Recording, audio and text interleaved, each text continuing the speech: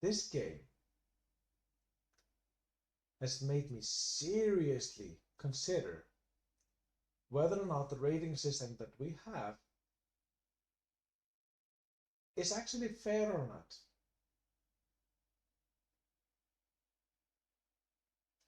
Are you ready for this review? Because I'm not ready to record this.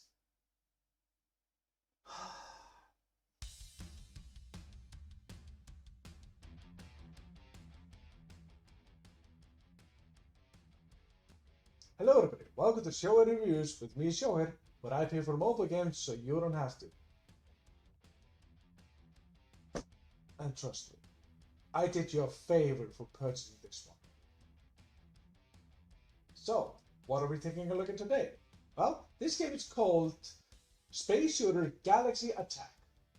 And this is a game where you just fly around space, shooting other spaceships, get some power-ups and stuff like that. You know, the older generation is probably gonna know this, but you know, the arcade thingy with the spaceship and shooty bang bang stuff. Yeah, it's that on a mobile device. Sounds interesting. Sounds easy enough to implement, and there are dozens of them out there.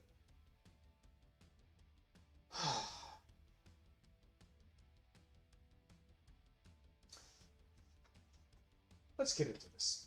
Here on the channel, we rate the games based on playability, zero microtransactions, length, design, and of course, how fun the game actually is. Playability. This is where we rate the game based on how much you can play the game without the game constantly telling you what to do.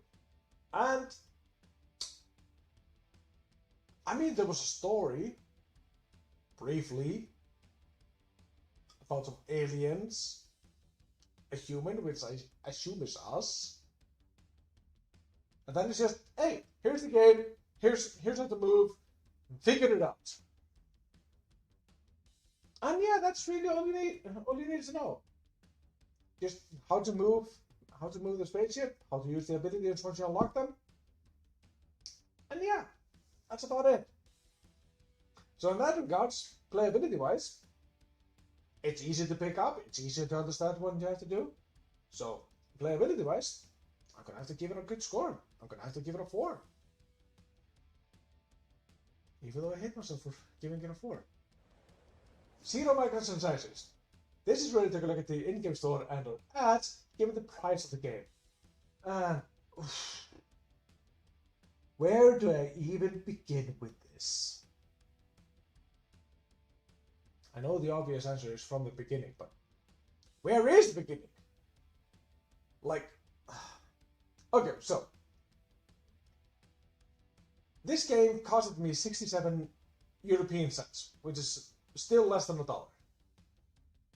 And of course, when you purchase a game that cheaply, you have to also consider that, okay, it's cheap, so you expect some kind of advertisements or some kind of in-game stores. Although we have reviewed games earlier that were cheap and did not have any in-game store. And that's what we want. And then we have this game, where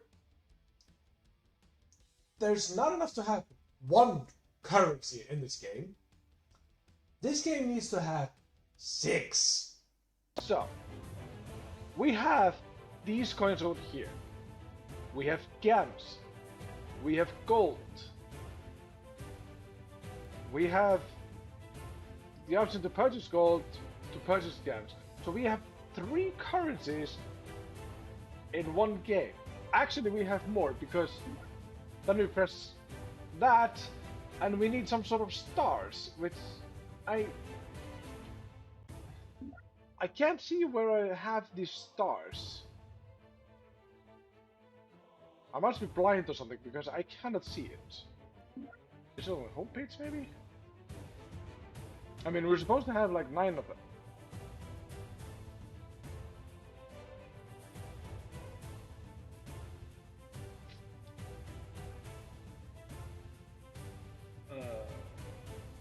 I mean, there seems to be a star system because look at that. You need stars to unlock these, whatever these are. So you have 4 currencies in one game about shooting stuff. Like, what is this?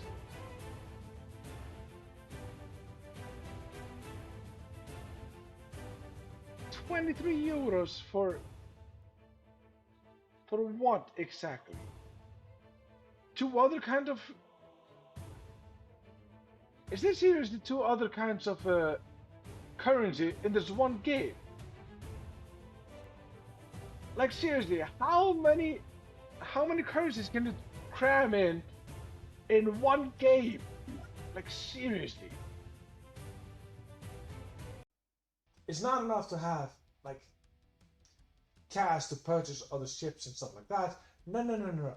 You need to have a star. And then once you have a star and you can upgrade the ship, then you need to have some tokens or something like that to actually upgrade the skills. And then you need to collect stars to actually unlock other modes and stuff like that. And you would think that's enough, but no. There's also a gem system in the game. Because why not? And if that wasn't enough, like you have all these different currencies, you would think that's enough. But no. The game throws another trick up with a deal of the day. So yeah, there you have it.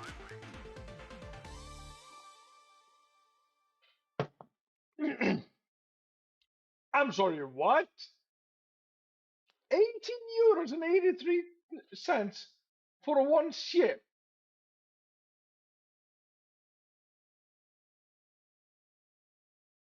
You serious, game? €18 for one ship. But you can purchase a single ship for $20.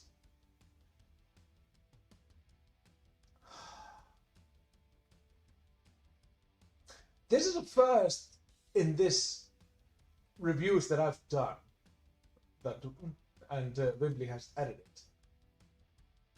This is the first that I'm actually giving a 0. This game does not deserve a single point in the 0 microtransactions department. I know it only costs 67 cents, and a lot of people are going to be like, oh, it's less than $1, so of course they're going to have to make up the money somehow else. Well, true. But my question is, if it costs 67 cents, and you actually have like an in-game store in it, why does the game need to be purchasable at all? Why do I need to purchase it for 67 cents instead of just having it a free-to-play game?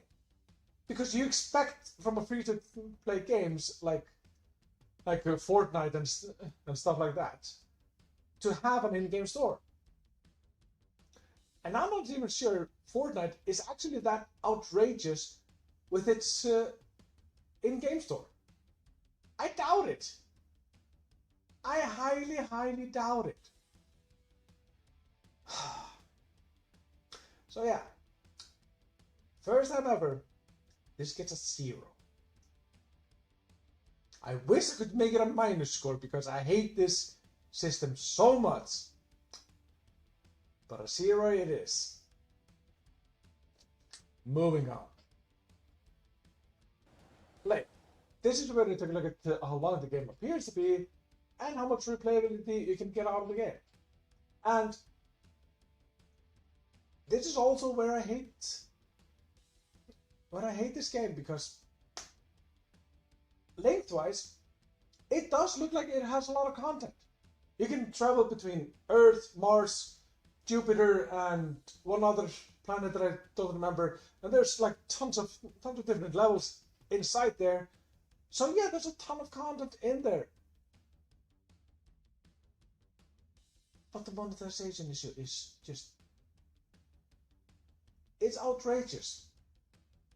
And there is a main path where you have to go to, get further ahead, which is fine. Kind of like a linear quest line.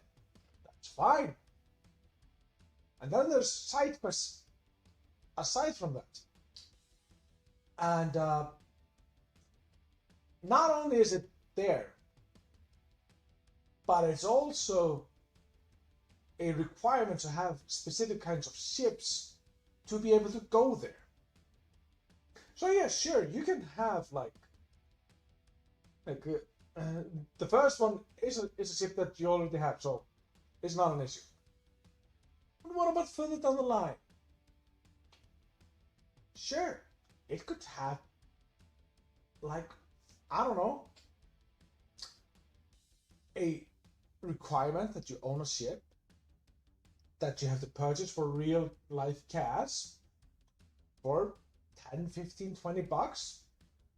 So you can't do that level because you didn't purchase the correct ship.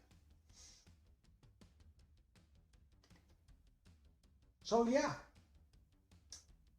I hate to say it, but lengthwise, I'm gonna give it a 5 because, like I said, 67 cents.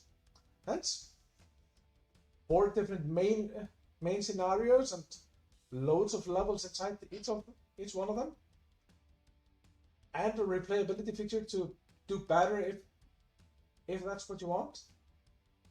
There's actually a timer that encourages you to do better through the level to do it in a faster time.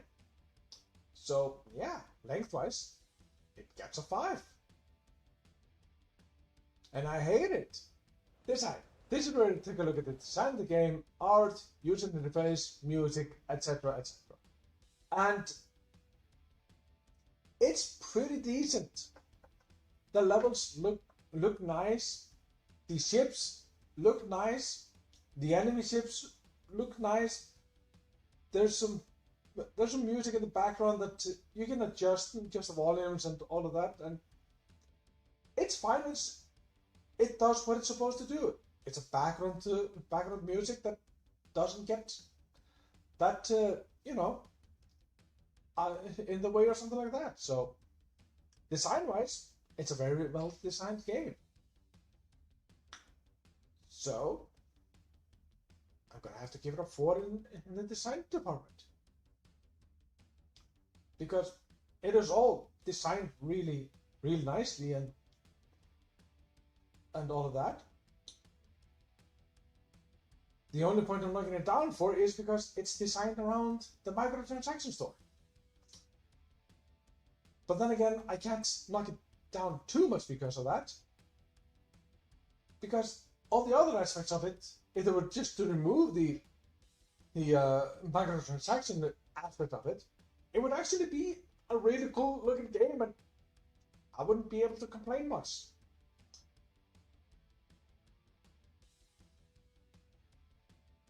You know, that's what I gave it. Let's knock it down to 3.5. Yeah, let's knock it down to 3.5. Fun. This is where we take a look at how fun the game actually is.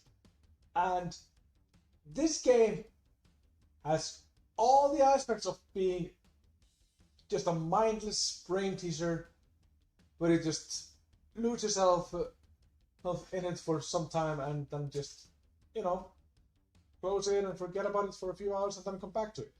But the amount of microtransactions in this game is just mind-boggling. I mean, seriously. Seriously. This is... It's always in the back of your mind whenever you finish a level. It always tries to bring you into the in-game store so you can purchase stuff to boost yourself up, so you can become better, more powerful, and all of that. So it really knocks down the fun aspect of the game, which is sad because it has a potential to be a really enjoyable game if they weren't so outrageously greedy for the microtransaction store, where the lowest purchase is more than I paid for the goddamn game. So we're gonna give it a 2. 2 in the fun department, because that microtransaction store knocks it all down. At least in my case. If you enjoy this game, then good for you.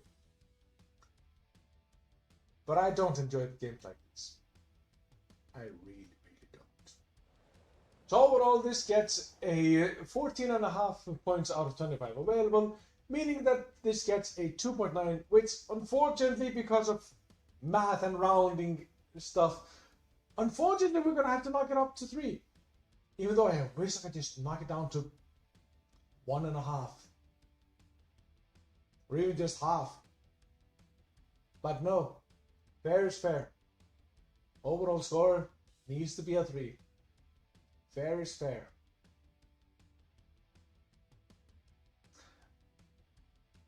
Don't bother with the subscribe and all of that. Just go. Watch something else. Anything really.